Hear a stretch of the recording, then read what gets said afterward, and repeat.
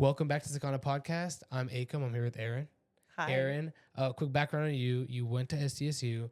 From there, you were a cheerleader for the Chargers. And then you had a manager role. You had a sales consulting role. And then, correct me if I'm wrong, from there, you went into instructing.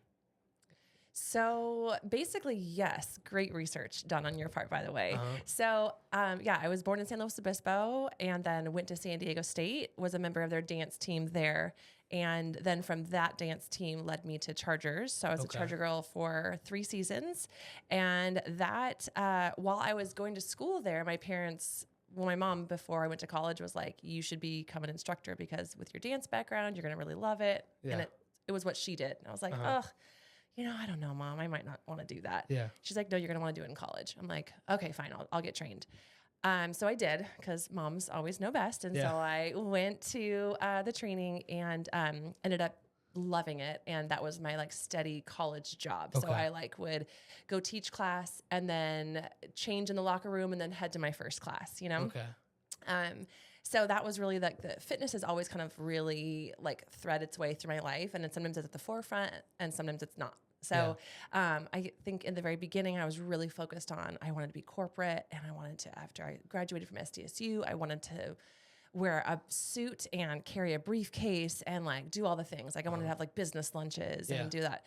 So that was really where I set my goal to do. And so that's where I got the job with Gallo Wine. Makes sense.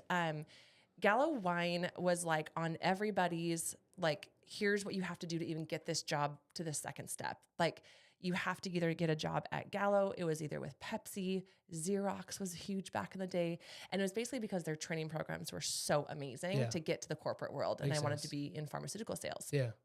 So I did that. I took the training. It was amazing. And then got my other job at pharmaceutical sales with Novartis and was still cheering and teaching. I think I was even a server, at a restaurant back in that whole realm too. I was just doing all the things, getting all the experience. And then, it led me to more fitness instructing once I got married and had my family and everything. So it's kind of funny how just the patterns in your life you have to pay attention to them, kind of keep the thread moving and figure out what works at different seasons in your life. Makes sense. And then from there, you started, you've done your own retreat, you have your own podcast. Now you're a content creator and an influencer. Is there anything I'm missing now? Oh, I'm a mom of 2. Okay. I teach fitness full time and I'm also a dance coach for my daughter's middle school dance team, which I love. I'm a dance teacher as well. That's amazing. So from those corporate positions that you talked about Novartis and it was Gallo. What kind of lessons did you get from those that you took into business that kind of helped you in business? Yeah. So it was all about discipline. With Gallo Wine, it's so it seemed like such a sophisticated job because you're selling wine and you're not in the wineries. You're not passing out glasses of wine. You're in the grocery stores, you're carting huge boxes of wine and on these huge crates and you're getting dusty and dirty. I have wounds on my hands still from box cutting. And anyway, so it teaches you how to grind. Okay. You are up in the grocery stores before everyone else is there. So you're there at 3 a.m., 4 a.m. Wow. And you're learning the business of the grocery stores. You're learning actually marketing too, along with it, how consumers shop, how consumers buy your products, how to set your products aside, so that they appeal to the consumers. Makes sense. It was a grind for sure. But I was doing that while I was cheering for the Chargers. Okay. So I really feel if you can balance out something, at least this worked for me, whereas it wasn't just the same day every single day because I couldn't do that. Groundhog's Day, you just wake up, work, eat, sleep, work, and then just nothing else changes. I've got to have, I don't know, a charcuterie board, if you will, of things going on. Makes sense. So for me, the balance of always having something that was fueling my creative soul and self, which was Chargers at that time with Gallo. And then with Novartis, it kind of led more into fitness instructing. But I think kind of having the balance of both things. So you're reaching both sides of your brain, the right brain and the left brain, is helpful. Okay. So from those roles, I know you do a lot of wellness on your Instagram and you're kind of your content creation. In terms of someone's personal life, this podcast is focused towards people who want to start a business or people who want to go into business. How would you kind of recommend someone separate their personal life from their work life and kind of creating a business or something like that? So that's really interesting because I think it's shaped so differently now. Before it was like, okay, you have your work life A and then your, personal life B. Now with like, especially with like content creation, a lot of people want to see what you're doing during your everyday. Makes so sense. like people are like, oh, we want to see how you're like, what's a day in your life? And I'm like, well, it's not really that like exciting, but you want to see that. And then I want to see that. I want to see what you're eating. I want to see how you're taking your kids to school. And like, I love sharing that stuff. And I have to always be careful with how much I overshare. But I would say that's kind of shifted over time because if you are doing that corporate job, then the clear cut time off, the boundaries, that's super helpful. But with content creation, a lot of people are sharing their everyday life or sharing their corporate life too, but also making money off of it by content creating too, by just sharing that because people want just a glimpse into a life that's not their own kind of now. And in terms of someone, let's say, for example, they are working a job and they're trying to support their family, but they also want to start that business. What would you kind of like advise them if they're trying to start a business in that situation? I think just be patient. And I think also too, like everything is glorified online and we see always like the best snapshots of everyone's life. Makes right. sense. So, know that it's going to probably take some time working before work or after your 9-to-5 job or something that pays the job that pays the bills. You're going to be spending time, maybe not getting the 8 hours of sleep that like I so, champion because you need 8 hours of sleep. But sometimes, you might have to work past the clock. You might have to wake up before everyone else in your house or your roommates or whatever. But like, it's just, you have to find that balance, but you also have to work really hard at the job that's paying you to work really hard. Yeah. And then find those extra times where you can find that creative self to like start whatever you're passionate about. Yeah. And you talked about those 8 hours of sleep. I kind of want to bring it to that, the grind. Have you ever been in that late, wake up early, sleep late, that kind of thing? And what's your personal advice on that grind phase that a lot of people have? I think nutrition, now we know so much more about hydration and nutrition. So like, I would say that grind phase of my life was really before I was married, before I had kids, when I was working my 9-to-5 job that was paying my bills, but then I also was doing dance team or doing chargers. And then I was also being a server. I was like a server at Hard Rock Cafe, downtown San Diego. So like, I feel like those things, and then also trying to graduate college too, like at the same time. Yeah. So like, it was a lot of, I don't know, you have to just pay attention to where things are moving and grooving, but also like, you have to take care of your body. Like, and we know so much more about that now than we ever did before. And we're still learning so much about it, but like hydration is key. Nutrition is key. Make sure you're eating the rainbow so that your body is feeling good. Even if you're depriving it of that sleep, move your body, exercise, be around a community of people who lift you up because that's such a vibe too, that like can build you up or set you back. Makes right. sense. Yeah. And in terms of, I guess we'll take into more of the business aspect of your life. Kind of what are some of the most challenging business problems that you've faced, and how did you overcome those? How did you pivot from those? I think so. I created my own bar program, and that was a challenge in itself because I was creating something that not many people knew about at the time. Now it's pretty well known, and I mean it's catered more towards a women community, but I was kind of starting it when it wasn't well known, and kind of shaping it and creating it and always being kind of flexible. And I think that's kind of where it lends to any sort of business, is that if you're creating something, you have to pay attention to what people are liking from your product or getting feedback about your product, and shaping it and not being too rigid or too confined to, no, this is the way that I had it set, and it has to be done this way. It has to be executed this way. You have to be flexible and pivot and shift, whatever that looks like for you in your industry. But I really feel that that is what helped me be more successful when I listened to the feedback from others, or was just more flexible in changing what I thought was the perfect plan to, okay, well, maybe this plan B could also be a perfect plan, or C, D, or E could also be a really great plan too. Yeah. And for those who don't know what bar is, it's you're basically an entrepreneur. You basically invented it. What is that for those who don't know? Well, I didn't invent it. It was Okay. invented back in like the 20s and 30s, Okay. but it's evolved to like a really great, amazing workout that involves yoga, Pilates, and then ballet inspired strength training movements. Okay. Yeah. And so you implemented that into. So what was happening when it first came really to like the scene, I would say like probably 10, 15 years ago, was that it was just like bar studios, BARRE.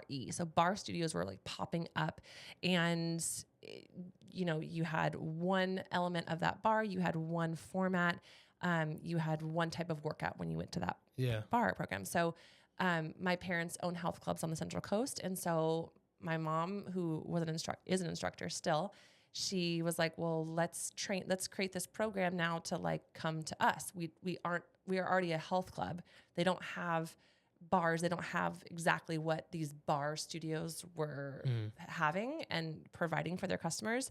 So we created a program that could be really taught anywhere and with any equipment. So that was kind of helpful for other programs. So like instructors could get trained with me, and then I could teach them how to do a class, how to do the program, and then they could take it to their other health clubs that were already implementing classes, and then they could just bring in the bar elements to it. Makes sense.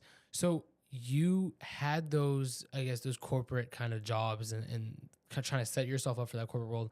And then you went into instructing and all that. And from there, you know, you went place to place, eventually social media.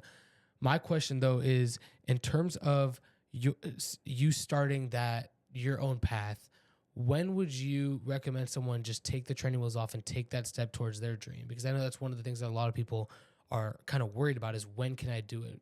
Yeah. I think don't wait until it's perfect is number one for sure. I also think that the comparison is the thief of joy. So there's so many people doing so many things, especially online, that you can see at any point in time, right? If that's your industry, like whatever it is, you could probably see 20 other people in a matter of seconds doing exactly what you want to do, or some shape or form close to that, right?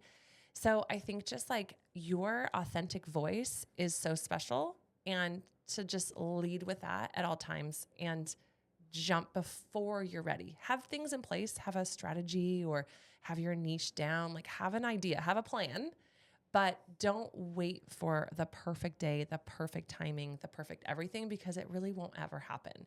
And then you compare yourself, and that just takes away your joy and kind of sets you further back, in my opinion. In a world where social media is so prominent, how do you take steps to kind of look and reflect on yourself and not compare yourself as much? Oh my gosh, it's so hard, but I try to listen to my own voice. And then also too, like, I think, also too, it's just a matter of being aware that that's kind of the cycle that can happen to anybody and to everyone. It happens to everyone. It happens to myself as well. And so if I'm feeling like uninspired, or I'm comparing myself, or it's just not serving me, take a step back, take a breather, take a break from social media. You see it all the time. You don't have to announce it. You don't have to say like, farewell, social media, seeing you when next month. You don't have to say anything. Just like step away, serve yourself in a positive way. Go for walks more. Like when you find yourself doom scrolling, like put your phone down, drink some water, like go out in the sunshine, like go spend time with people who fill your cup, your family, your Makes friends, sense. Yeah, kind of the real world type of thing. Take a step back from the screen. Yeah, exactly. Like my daughter, she doesn't have social media, but she has YouTube, which is kind of the same thing now because everyone has YouTube shorts on there. It's like, okay, you are watching other people live their life, and you're not living your own. And so she's an impressionable 13-year-old, as we all are impressionable, but like, especially like your brain can't even at that age, can't even comprehend. Right. And so it's taking time away from like her talking with her friends. Like, you see people all the time, kids of all ages and adults standing next to their best friends on their phones. It's like, it's our world today. I get it for sure. But at the same time, it's like, oh, there's such an art of communication and connection.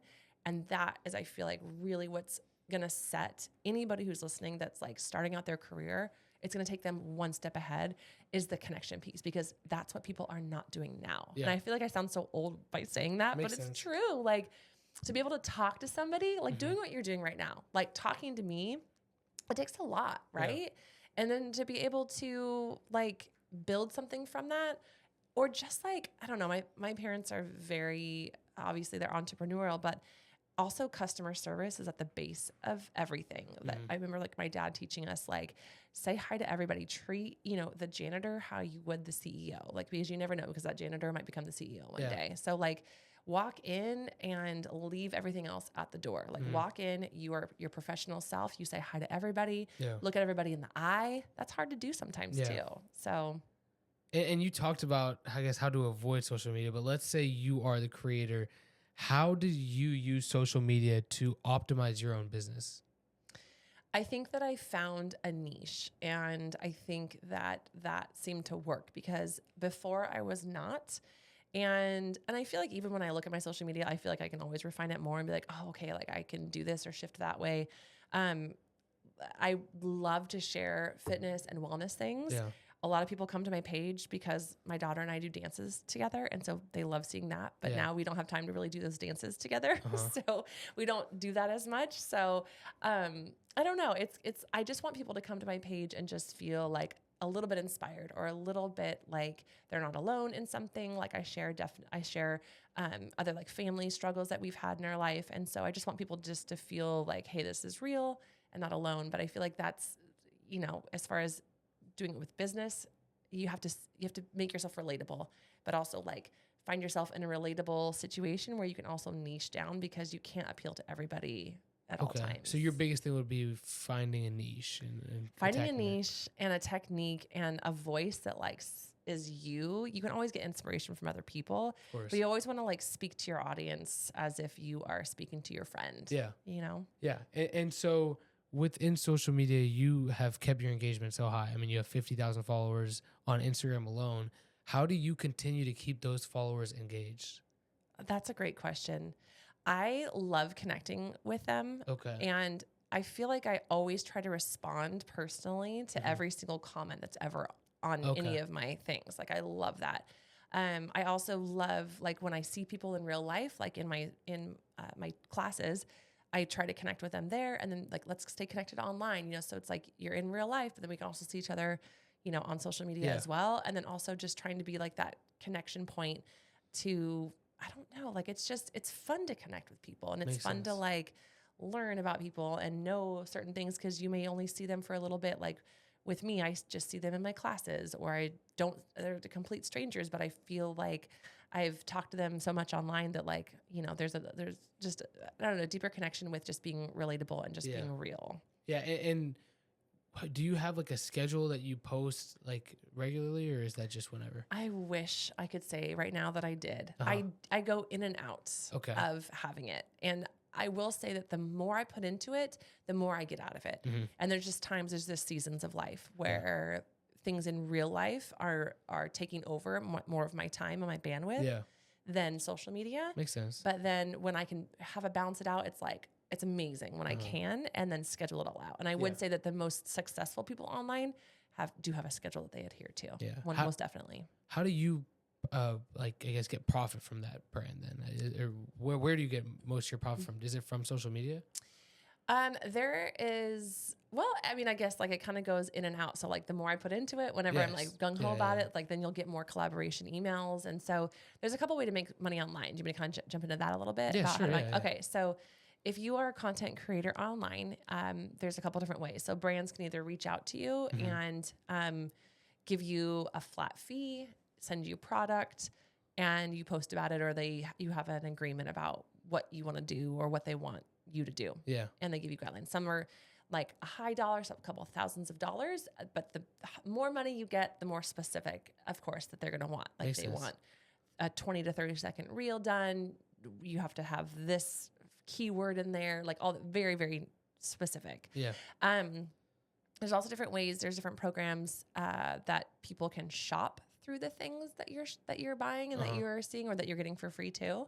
So there's things like Shop My or Like to Know It. Okay. And those are like a separate party that you would become affiliated with. Okay. So let's say you like my top and my pants and my shoes. So then I post about my outfit and then, or it could be anything. It could be my water bottle and my workout outfit and my yoga mat. Yeah. So then you have an affiliate link linked through those things. So then they click on the pants, and then it sends through an affiliate link to the website. But then there's cookies attached to it that give me cash back, Commission. commission. Yeah. And so in marketing, you market a lot through social media. Where's most of your marketing done? I kind of think it kind of depends, but yeah, social media for sure. I also have an email list that I try to be really good about, but yeah. So what are your tips then for marketing? Gosh. Okay. So I love a professional look, and I think that, having your voice down to your colors that really represent your brand. And there's so many ways to do it now. My favorite is Canva. Okay. Right? Do you use Canva? Yeah. Right? I mean, like, it's amazing. Even like the free version of it is amazing. Yeah. Like, it turns everybody into a graphic designer in like seconds. I loved Canva. I have the paid version of it, so you can do like a couple different things extra, but it's really cool, just even the free. Yeah. And I also have, I'm trying to think of my email. Gosh, I'm blanking on my email service right now, but I love it so much. I'll think of it in a second. Okay. But yeah. And what is that email service? That's like you. Yeah, I can't think of the thing. Do you send like, or what do you do? Like, Yeah. What do you advertise? So I would send out like links to my like to know it, or links that would send me commission back. I'd also just promote any sort of we had a women's wellness retreat. So like that was a main way we got women to our wellness retreat in San Diego 2 years ago, was through our email list. So anytime of marketing, we also do, like my business partner and I that we do the podcast with, we do like online challenges. So like that was also sent out through emails. Makes sense. Yeah. And what type of person would you recommend to go into content creation? What type of skills are you looking for in a person, I guess? Oh gosh, I feel like anything.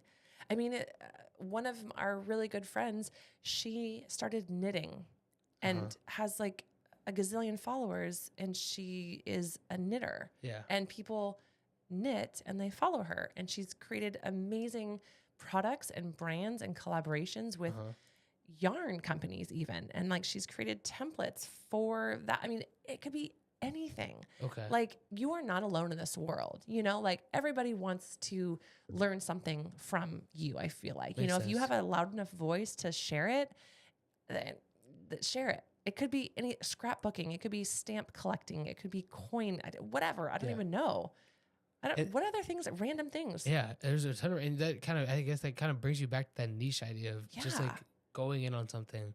I love that. That's something smart that I've but seen. really, it's like, I mean, it could be like potted plants. I mean, I don't know. I'm looking around the room here. Like, what could it be? Painting, yeah, things like that. Yeah. I mean, it's just really like, you just never know the creativeness that like even like is within you, even, Makes sense. and like just starting to share. I think that's kind of the fun part that happened. Really, a lot of people during COVID too, is like they just created awareness or created a hobby and then just started sharing it organically. And then that's kind of how it evolved to something more. Unless if someone does not know how to find that creative, how would you recommend they look inside themselves and find that? Oh my gosh. I think look at your everyday, like think about things that light you up. Think about when you're most happiest. Like, what are you doing? What are things that you would do in your day if you could get paid for everything? Like if money was not an option, like where would you go? What would you do? Like, would you collect seashells on the beach? Like, I don't know. Like, what would you do? So like, think about things that like light you up in your real world. And also like, I think like writing things down, like there's such an art. I mean, I make notes on my phone all the time, but I also love it when I can like actually put like pen to paper and like write down certain things, like brainstorming things, like anytime you're on just like a kick, to just kind of sit down or, I don't know. Like, I think just like brainstorming, I think is a great option. Like, and you just never know what might come up, and then paying attention to the world around you and like seeing what you're interested in. Makes sense. Is there any mistakes that you've seen people on social media making on their personal accounts that you would, I guess, advise people to avoid? I think like putting down one another. There's like, I'm in the Pilates industry, and I feel like someone mentioned it. There's like a lot of Pilates bullies, which sounds so silly, but there are. Like, why? It's like different styles of workouts, different styles of Pilates in just my niche. and you can kind of take this wherever. But in the Pilates world, there's like some really strict rules, and it came from one major main foundation. Yeah. But like change is also good too. Evolution like happens throughout every single industry, right? Like one idea is there, and then it creates the kind of these other legs and tentacles and roots and stuff. Yeah. And it kind of evolves to see like what the people want now. Right. And there's some people who are really stuck on their ways that it's only done one way. And if you're not doing this one way, then like that's wrong. And I just don't agree with that. I think like lifting people up, supporting people, you may not have to agree with everybody, then just shut your mouth. If you don't agree with them, it's fine. You don't have to argue online. Like have something else to do. Like Makes sense. Do something else. Right. Yeah. And you talked about, when you were talking about your own brand, that there's certain things you try not to show, you try not to overshare. When you advise people not to do certain things, or like there's certain things that you shouldn't do, where is that line of that for you of kind of not oversharing? What does that look like for you? Oh my gosh. It's hard because you do want to share, and then you see other people sharing. You're like, oh, that looks so nice. And I love that.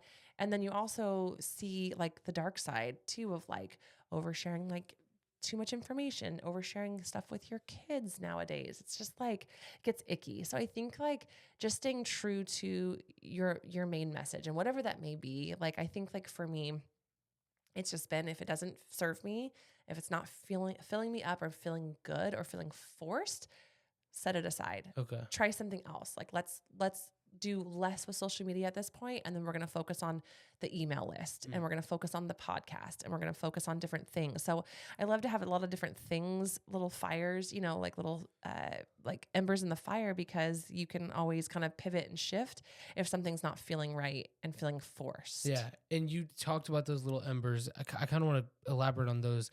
How do you do so many things, how do you avoid that burnout? Boundaries. Okay. I think setting boundaries, and it kind of goes back to what we were talking about before with like sharing online and like all that. Like people think that they know you online.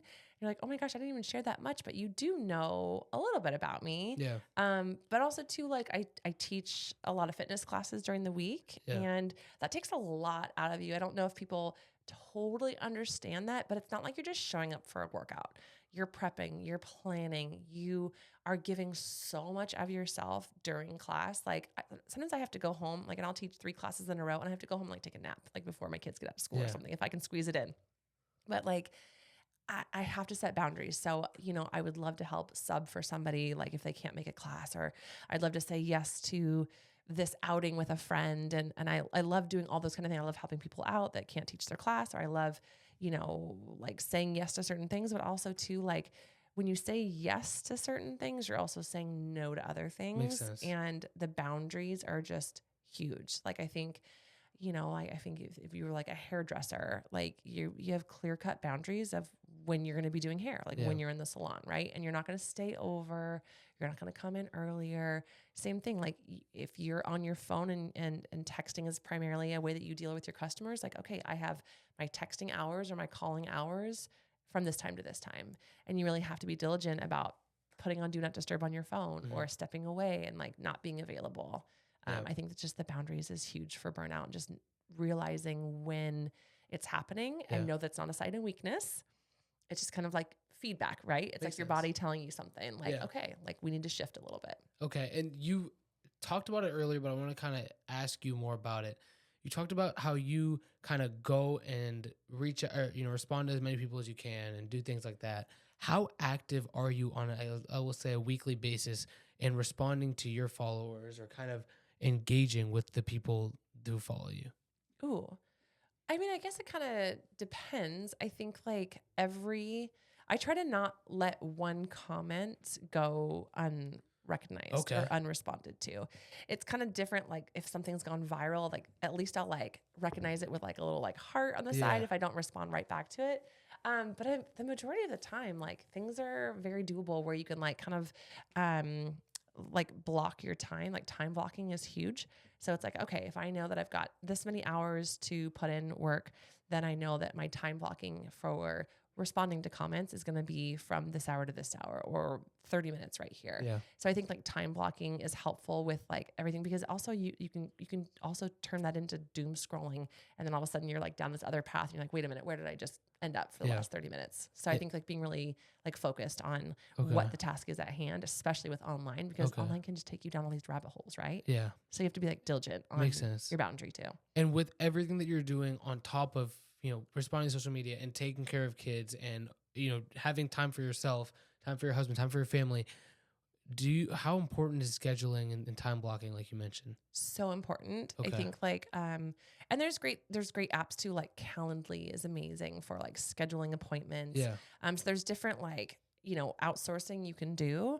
But I think just like having that schedule is so important, because I feel like sometimes like when you don't have a lot to do, you don't really get that much done. Yeah. But think about this, like you're about to graduate, you've got all these things, like what your future is holding for you. You've got a lot of stuff to do right now. Right. And there's not a whole lot of time to get it done in. Yeah. And so you're on it. Right. I mean, you're going to enjoy your summer, you're going to relax and everything, but like, it's go time, or maybe last week with finals week. Like it's like, you've got to really have a set schedule to where you're not letting any time just like lax. Go by. Right. Yeah. Exactly. Yeah. So I really feel like for me, it works out nicely to have different things going on to where I get more things done, and Makes I feel sense. Really good about it. However, there is a time where that burnout does happen. And so you have to kind of take a step back. Like for the summertime, for instance, like I teach like 6 classes. And so I'm at one place. And so I'm cutting back a little bit for the summertime, just so that I'm not gone that long from my kids each day. Sense. So yeah, just paying attention to the scheduling thing. Okay. And I ask all my guests about AI, artificial intelligence. It's on the rise. A lot of industries, I've, talked to people in real estate, talked to people in construction. In terms of content creation, I've never talked to someone who's been that involved or has been that successful in content creation. How much do you use AI, whether that's in your content creation life, whether that's in your, personal training life, whether that's in your personal life, to time block? Yeah. Do you use it? I think if you're not using AI, you're really missing out. Okay. That's the way I feel about it. And how do you use it? So I use it in a couple different ways. I could be more diligent about using it for social media, and I have tried. I just haven't followed through with the plan. But I mean, literally, you can tell it. I am a wellness and fitness instructor. Give me a 5-day posting schedule for XYZ. Like you could use it just like that. And I've gotten it to get inspiration from, for sure. Okay. Absolutely. You can also write out an email. Like I have to write to parents. I have to write to clients. So I write out my emails and then I'll plug it into ChatGPT, make this sound better using my voice, make it casual, make it friendly, make it engaging. Give me another tip to add in here, blah, blah, blah. Yeah. I also use it for my podcast. Okay. So our podcast is called Bright Side Up, and we always take a story. We have either guest speakers or it's just my podcast business partner and I sharing like healthy wellness hacks. It's like kind of like girly wellness chats is what we call it. Yeah. But sometimes we run out of ideas, or we feel like, oh my gosh, we've said the same thing over and over again. How can we devise another episode sharing different things? Give us, or on this like element, we wanted, let's just say, like we wanted to do like, what are some topics that are overlooked when it comes to spring cleaning and just like a spring reset? Okay. Very niche, right? Yeah. Okay. So we're like, we niche down, like we want to have like 10 things that you can do immediately. And we're talking to moms, we're talking to a lot of women that want to come home. They want to refresh their closet, their living room, their kids' toys. So I'm, speaking to that general population, but we plug that in. Give us 10 tips that are overlooked using this method, Yeah. And it popped out for us. And then of course we spin it around and make it our own and have our own voice and uniqueness to it. Of course. Yeah. But for inspiration, hands down, so helpful. Yeah. And have you seen what people do? Like a lot of people online on social media now, they'll have like, comment the word, let's say fitness. And whoever comments that, they have an AI algorithm that'll DM them a course or DM them a link. Correct. So that's through Many Chats. Okay. MANY Many Chats. And yeah, it's just like you plug in a keyword, it's a paid service. Yeah. And then it'll automatically send them whatever it is. Yeah, exactly. Like use your that? course. We have used that definitely. Okay. Yeah. Yeah. It's amazing. I mean, Yeah. it's super helpful. And we used it for our podcast. We were doing a challenge. And so if they were interested, comment challenge or comment wellness, whatever the keyword was. And yeah, it was awesome. So we can send them immediately a link to sign up for our challenge. And that was a paid service that we used through like another platform. But yeah, it was cool. In terms of fitness entrepreneurs or wellness entrepreneurs, are there any mistakes that you see people making in that niche? I think that if you're trying to appeal to everybody, I mean, there's so many ways to move your body, right? Okay. There's so many ways to do it. And so I think like if you are stepping into the realm and you're trying to appease everybody, it's not going to work. Like, just know that if you get into the industry, even when you're teaching in real life or online, that you're not going to be everybody's favorites. You can be a lot of people's favorites, but you're not going to be everyone's favorite. So know you, know your voice, know what you like to do. I think that I think there's great options for like training and getting certifications, but it's also like you don't have to overdo it. Like get your knowledge, get your experience, like absolutely get your trainings, get your certifications. And then also know like when it's time to actually like put some wheels in motion and like actually get more experience is kind of how I felt after I did my trainings and certifications. And of course it's an ongoing thing that you always have to keep your certifications updated. But the experience in real life, like teaching people is like kind of how like I felt like I gained the most, like I felt the most successful. Yeah. And coming a little closer to the end, I want to kind of shift a little bit more into advice for others, more directly, I guess you could say. In terms of entrepreneurship in itself, what is a few or one of the biggest lessons that you've learned about entrepreneurship through your journey? I think that everyone has their own unique voice. So I think for me, kind of what I mentioned earlier is like being able to be flexible, knowing that your plan A can also be great as a plan B, C, or D, being able to fluctuate and shift.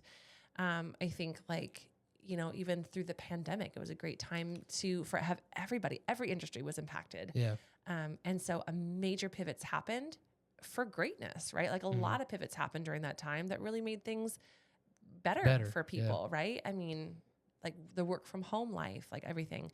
So I think like just listening to your own voice and really doing what speaks to you. Like life is too short to find things that are just like a waste of time. Makes like sense. Figure out how you're going to get paid, figure out what is going to take to make that happen. Work hard. Like people forget that the work hard has to also happen too, because again, online people are traveling the world and people are doing different things, but you are not seeing the behind hustle, I feel like. Yeah. And not that you want to have this hustle culture, but I do think like the hard work, like sometimes we just see, like I said before, like just like the snapshot of like the best day or like the best life. When really there's a lot of hard work involved with entrepreneurship. Makes sense. And the belief in yourself, like you have to keep going. I think having community around you is really helpful too. Like, don't feel like you have to do it alone. Like whether you have a person with you, a community, even like outsourcing, somebody to edit, look over your things, somebody to talk to and bounce ideas off of, I feel like has been really, really helpful because you can kind of feel like you're on your own island in entrepreneurship, right? And like nobody really gets it or understands it.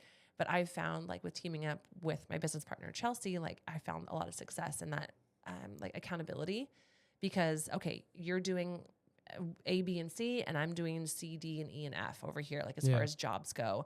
And then we come together and it's like, oh my gosh, like you can find like your strengths are your strengths. Yeah. And then somebody else's strengths could be completely different than yours. And it like the harmony of it can be so great too. And you talk, kind of mentioned, like, I guess, talking about delegating into leadership. I mean, yes, your whole thing has been leadership, instructing, social media, you're kind of leading your own channel, the podcast, right? In terms of leadership, what's the biggest lesson that you've learned? Oh my gosh. I think that the biggest lesson I've learned is like, you don't ever know everything. And because I'm in that position of like telling people how to work out, telling people how to do this, how to do that, I think that also just like coming from a place of like being humble and knowing that you don't know all the things, listening to your community. And I think being relatable is also really a great leadership quality, because everyone is human and they want to see you as a human. You know, they don't want to be talked at, they want to be talked to. And I do love leading people, like even with my daughter's dance team. Like I love seeing them grow in their craft and telling them like how to do certain things, but also like they have great ideas too. So like as a leader, be listening to your people too. Like don't think that you have all the answers. Don't think that you have to have all the answers too.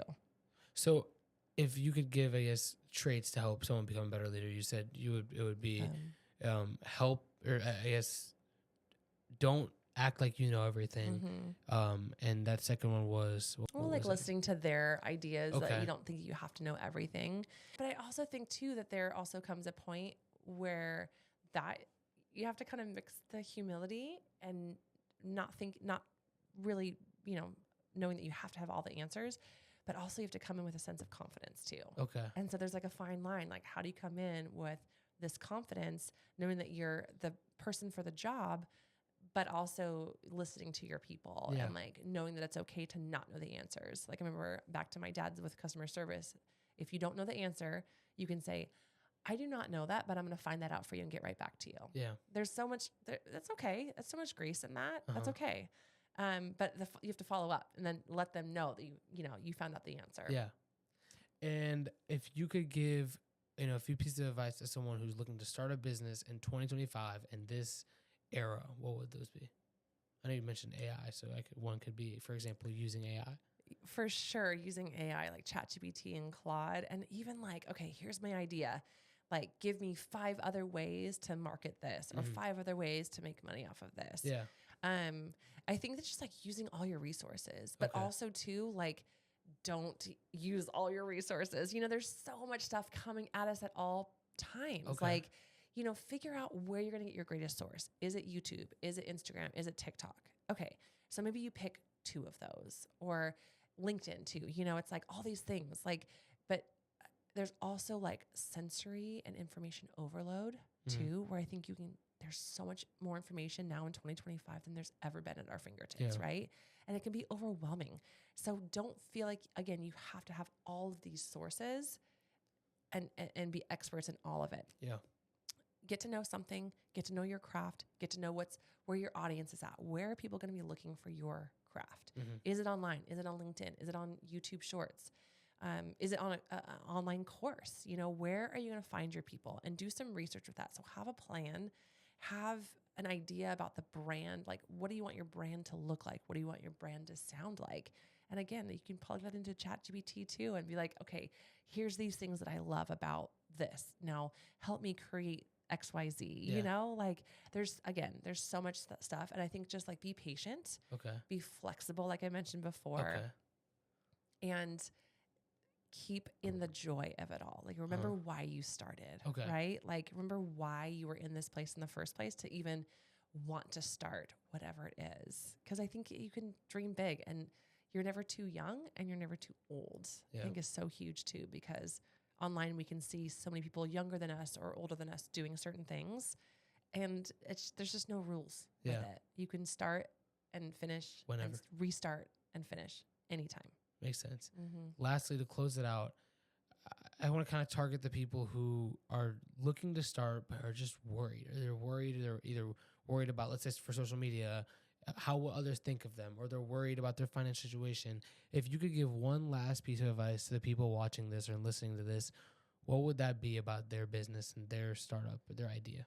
Gosh, I mean, financially, it's hard to say, because it's like if you've got your 9 to 5 and you've got your other side hustle, you got to still make things work and still, make ends meet at the end of the day. So I would say to, as much as you can, silence the worry, like just shut it out, because it's not going to serve you at all. If you have, the dream and the passion within you, like follow it and go for it. Whatever that takes. If you believe in it enough, then other people will too. Yeah. Also, at the end of the day, know when it's time to pivot. Like, okay, this may not be the right path, and so let's or let's add this in, or maybe let's mold this to this other way, or think of people that you can join with together where your strengths and their strengths like match together. Yeah. And that creates like a sense of harmony too. But Okay. I think like you will worry yourself into never starting if that's the case. Makes sense. Because it just, what's it going to harm? Like there's been plenty of failures, and failure is never like a bad thing, right? You can always learn from it. Yeah, always. And it's just, mistakes are part of the battle. So don't think that because one thing didn't happen, it is a failure. It's always something to learn from. Every single person who has ever made anything has always had like 10 different versions or 10 different thoughts before that. You only see the end result sometimes, So I think like just silence any of the haters. And sometimes it's like really hard to do that, but just keep your focus, keep your brand, and keep your passion at the forefront. It's amazing. Thank you so much for coming on. That This was so amazing fun. advice.